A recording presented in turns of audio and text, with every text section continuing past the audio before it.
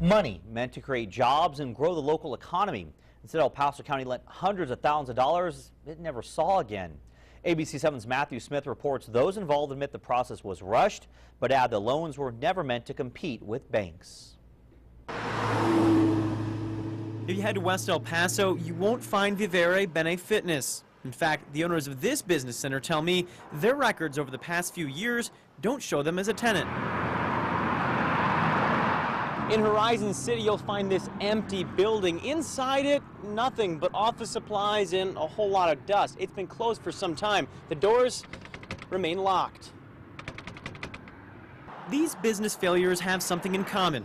They're just 2 of 15 failed loans from a lending blitz by El Paso County made in 2007. The money came from something called a Texas Capital Grant. County Department Head Rosemary O'Neill says the county wasn't competing with banks. In fact, many of the loans were to companies she referred to as unbankable. Now, despite the big price tag, I'm told there was a rush to lend, where the county would have to give the money that initiated the program back to the state. There was some urgency. The state had notified us in the waning days of a prior administration. And so the information was taken to the prior administration court, but they recognized that a change was coming, and so they deferred the decision to a new court. Several years ago, the county had a major budget crunch. Jobs were cut, agencies condensed, and lost in the shuffle, hundreds of thousands of dollars meant to be used as an economy-boosting loan fund.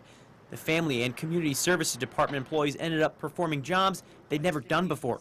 You were already short in days, and now you're losing even more days. And so there was that urgency, and that urgency certainly did play into it. The county asked the Hispanic Chamber of Commerce to recruit businesses in need of help. 17 businesses went through the process and were offered high-risk loans. Only one, Sage View Homes, paid the loans back, but even that business has since failed.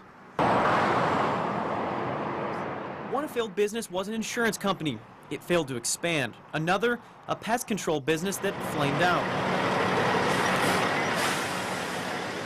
A third failed loan was tied to a trucking business. What appears loans were rushed, O'Neill said it was a sign of the times.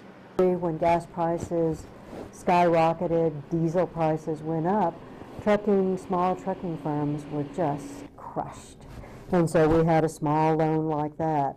While the failures were bad enough, collections were even worse. It has been 5 years since the county loaned more than $650,000 to 17 businesses. Only one has been repaid. Loans were written without liens, so there was nothing the county could do to recover when the businesses failed. When Neal appeared before commissioners in August, she asked the loans be written off to improve the county's ability to offer more loans in the coming months. You know, hit or miss, that's a lot of misses. It is.